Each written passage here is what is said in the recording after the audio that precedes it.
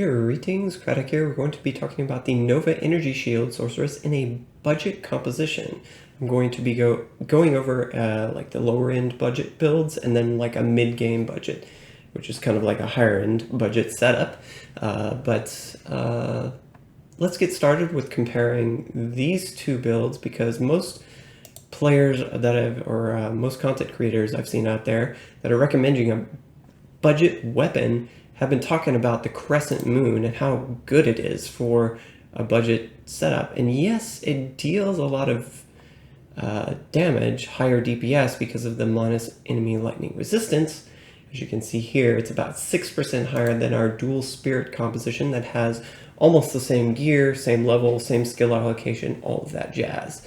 But you have to think, is that 6% worth the Rune if you can hit the 105% FCR breakpoint plus have better defensive capabilities because of the extra plus skills, as compared to the 9 frame 63% FCR breakpoint with the Crescent Moon.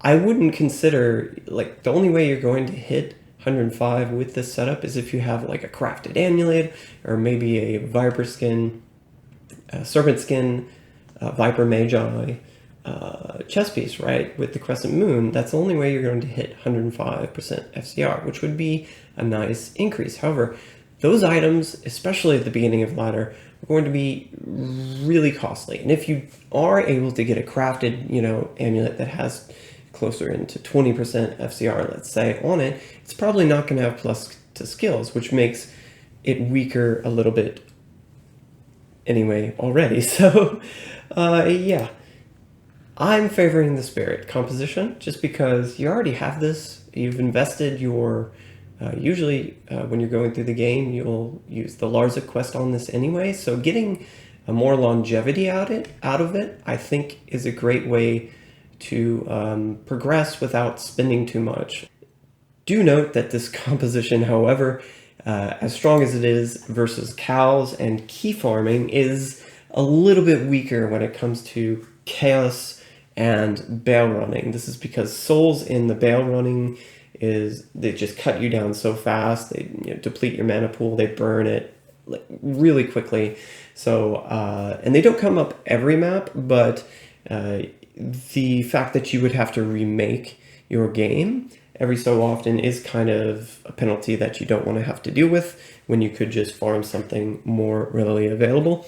And then we also have the chaos farming, where Infector in particular, with those chunky mobs, like, we do a decent amount of damage this early on, especially with you using our large radius static field.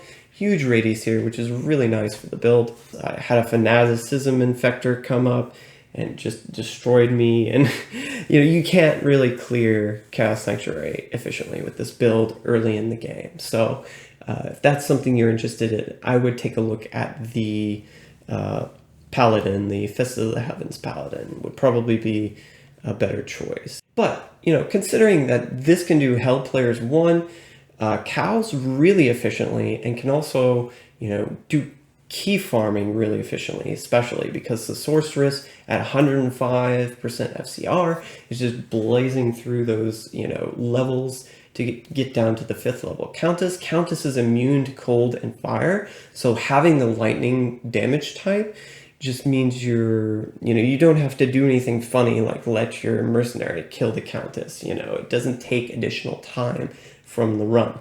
And then with Neothak, because he's not immune to neither the mobs nor Neothak are immune to your damage type either. You can kill them both in one fell swoop, and it just goes smooth from there, right? So I find this pretty A tier for these areas. General niceties for the budget, low end budget setup with Nova and Energy Shield. It's very tanky, so it's a lot more forgiving for making mistakes. That being said, do not please forget to apply your Energy Shield, because if you do not apply that before engaging enemies, all you will have is like 300 or 400 life in your health pool to combat them with, and that does not end well. You will die.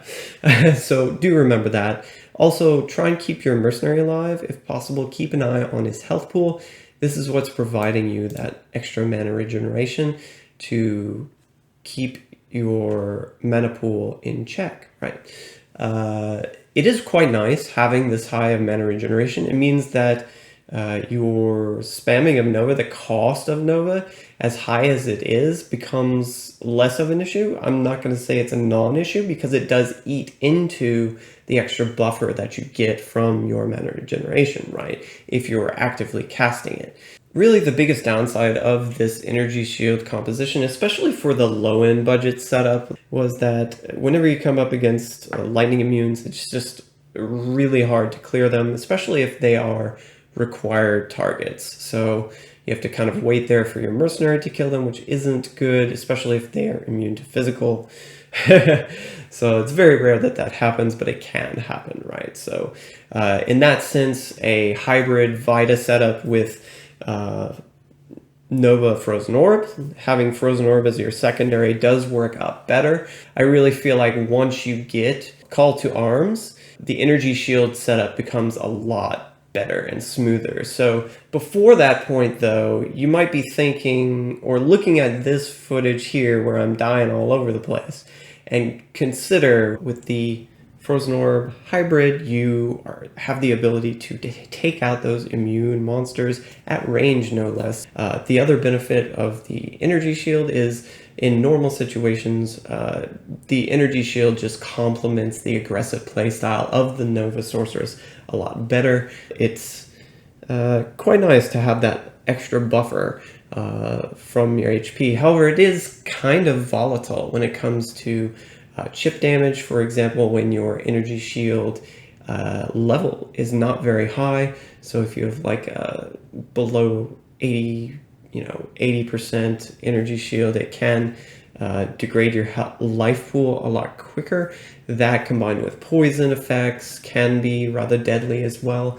So it's not perfect in terms of toughness and defense as much as a lot of the internet will make you believe.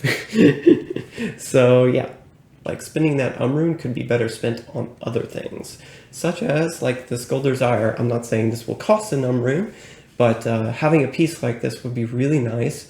Plus the skills, MF really early on, maintaining a higher level. I'm not going to say it's super high, 164, but a decent level of MF is going to be quite nice.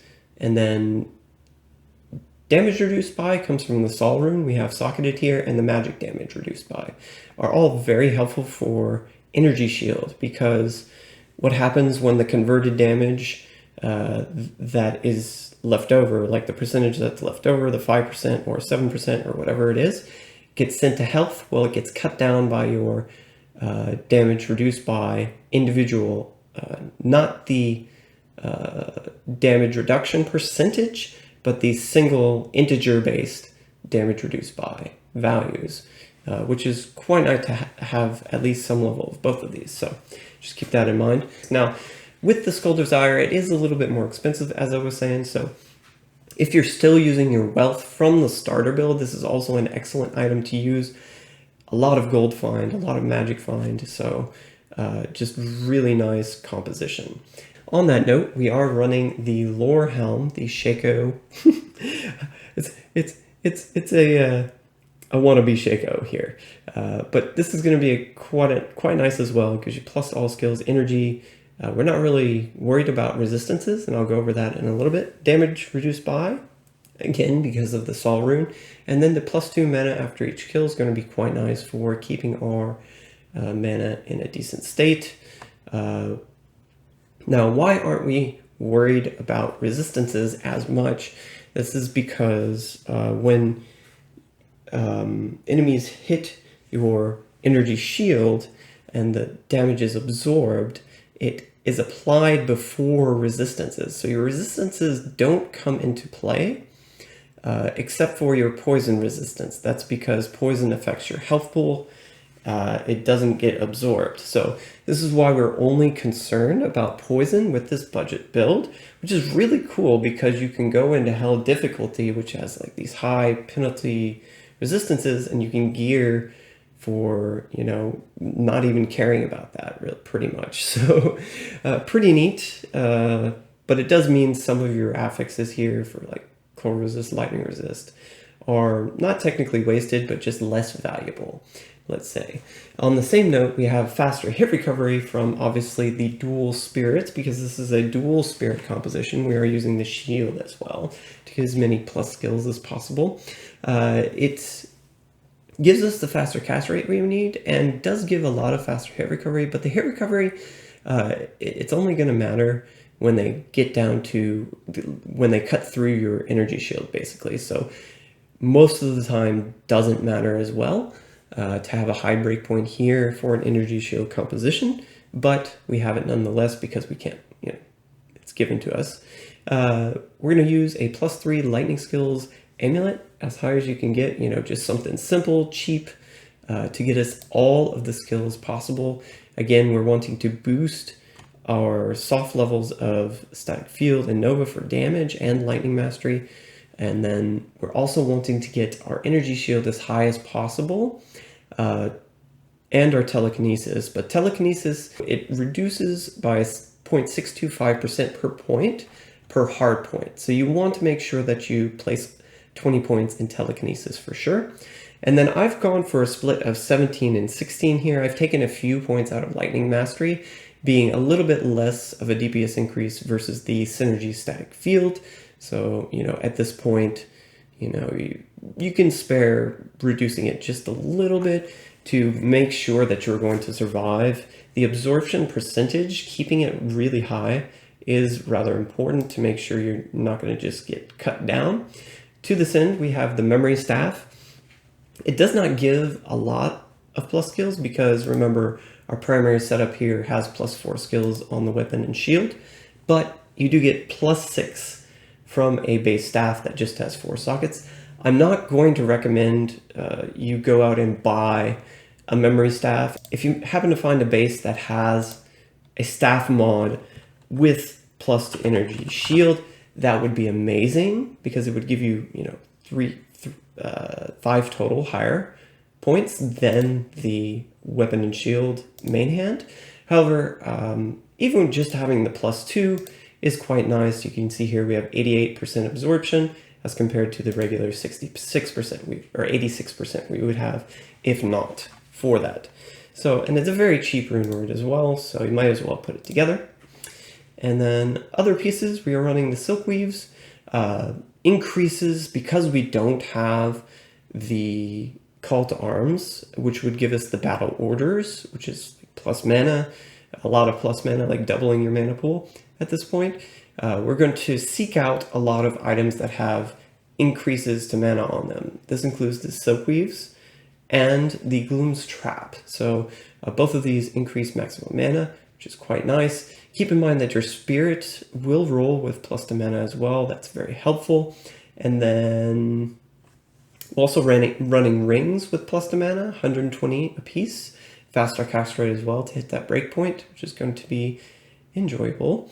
And then we're also, the option here, there's the option here for a Triangle's belt. This is also a good belt. Gives you cannot be frozen as well, and a little bit of extra plus life. You'll be surprised because of how low our life is, how much that little bit extra life will be. However, I found this belt to be a little bit more expensive when looking it up online. So the Gloam's Trap, dirt cheap. It fits the build nicely. I think it'll be an excellent choice for the setup. And then the Mage Fists. The reason I'm going FCR on the gloves rather than FCR on the chest piece here is that the Mage Fist will carry over to like a Tal Rasha setup. You probably have them from your starter build, have sought them out. And even if you're going into like a little bit more expensive like Hodo setup, you're still going to probably want those Mage Fists over having the Frost Burns at this point. So that's what I did here.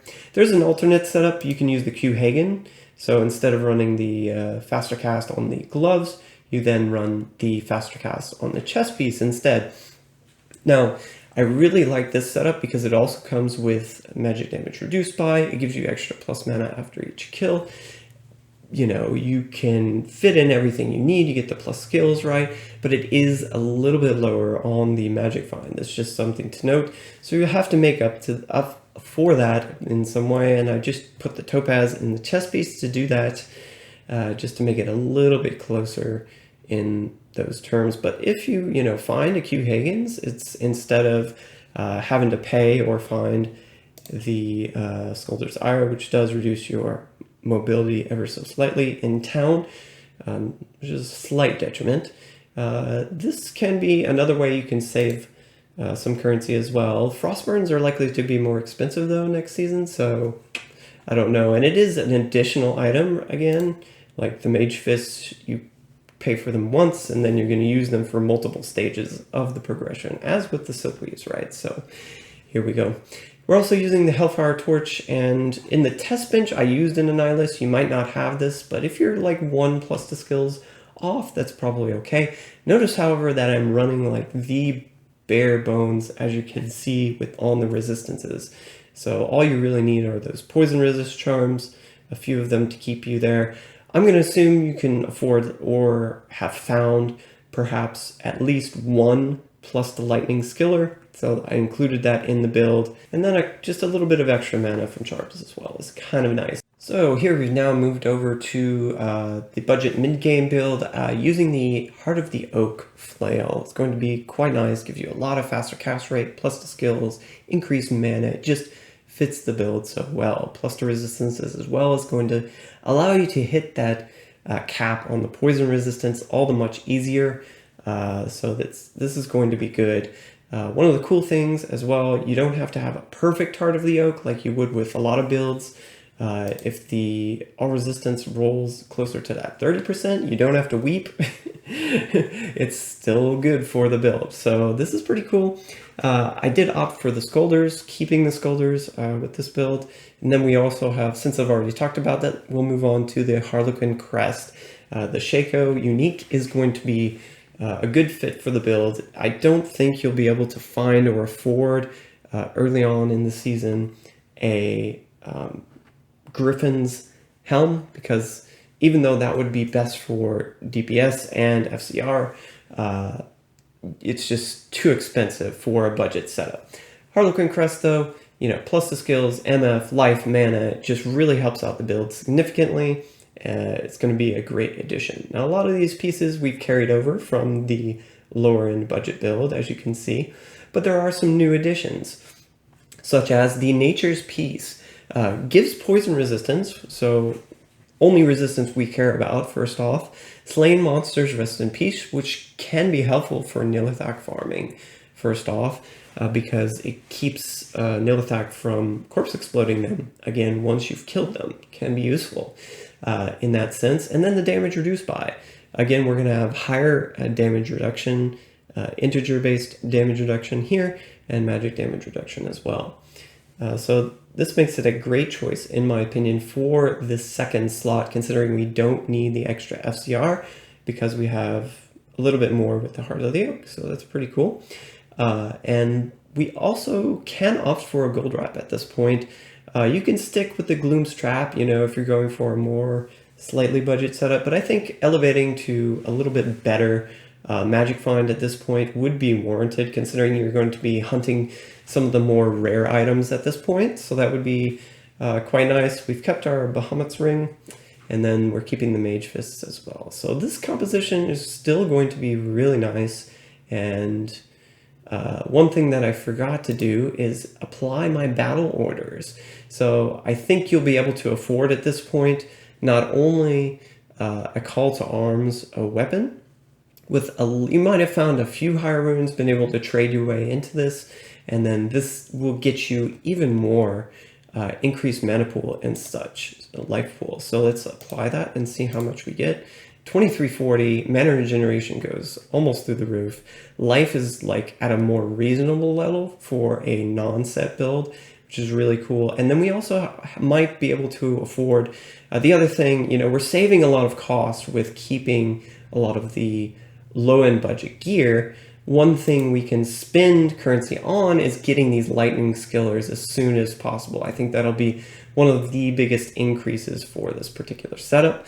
So that's something we do. And it does allow you to increase, not necessarily increase, but get a slightly higher energy shield, going from about 88% absorb up to 92% is quite nice for survival as well. Keeping the same skill allocation.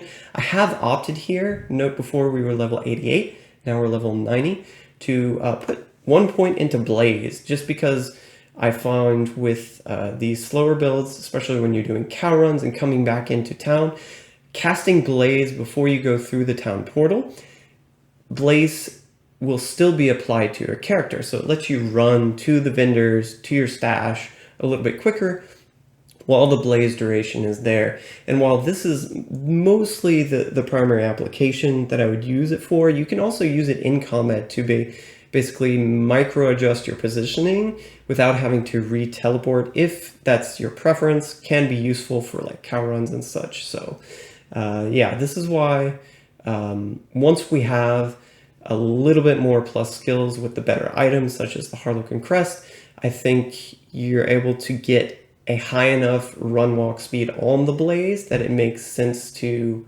pick it up, even though it is quite an investment, because you can see here we're quite strapped for points to be able to, fully saturate all of our skills here, right? But I still think it's worth it. So yeah, it's up to you. And we move on to our progression with Tal Rasha. That's right. So the 5-piece Tal Rasha is going to be the next step in our progression here for the Nova+Energy Shield Sorceress. It's not so much a DPS increase above the non-set variation for the mid-game budget composition, which you can see here about 2% perhaps, and you're still hitting the 105% FCR breakpoint, so that's not an issue either. It's just more a survivability increase, because you'll see here with the Hodo, even with battle orders applied, your life pool is still like 600. The Tal Rasha set, you get close to 1,000. So in my mind, even though your mana pool is not increasing that much over between the different builds, your health pool is. So this is definitely a survivability, toughness, a nicety, I would say, and is going to be a good composition even still. We're sticking with the Silk Weaves, the Bahamut's Ring, and the Mage Fist here. We're going to run the Nature's Peace as well, aforementioned, a really good pick because of the damage reduced by. We're going to put a Sol Rune in one of our 3 socketable items to increase that even further to get up to 18. And then you'll notice here one of the affixes on the Tal Rasha's chest piece is the magic damage reduced by integer base as well. I went for a perfect topaz. You could also go for a perfect sapphire in your other piece here. Doesn't matter whether it's the chest piece or the helmet. You can alternate them if you want between the Sol Rune and the perfect gem. But I liked having, closer end 250, 270 Magic Find. I think it makes it more competitive with a lot of other builds at this stage when you're trying to find like those high-end pieces like a Griffin's to be able to progress even further. This will, in my opinion, kind of wins out just slightly because you already have a ton of mana regeneration. Your mana pool is decent, so why not try and lay on the Magic Find just a little bit more. That being said, spending money on an Istrune for the weapon to get 30% MF from that weapon, a little bit costly at this stage, considering you're trying to save those runes, those high-end runes up to be able to get like an Infinity or Griffins, right? So I went with the Limmering. So Lim in a weapon is going to be a nice addition, complement to the build, considering you don't have a lot of gold find. Otherwise, this will keep it rather nice to where you're still getting decent gold income while you're farming. And in my opinion, that's a good compromise between going towards insane levels of MF versus getting something that actually benefits the build cheaply and very nicely. At this point, I would progress away from using a Tal helmet, at least get a Vampire Gaze to go with your Treachery, composition, make it a little bit more tough. You could start thinking about moving away from a Treachery as well. Fortitude would be really nice, but is more expensive, so this is another chase item for sure that you'll want to get in starting to edge closer into the, in-game status. Anyways, that'll be it from me for today. I hope you've enjoyed all the tips and tricks and cost-saving efforts I've put into this guide. Footage continuing will be of a Chaos clear with the Tal Rasha setup and Hell Cows with Tal Rasha.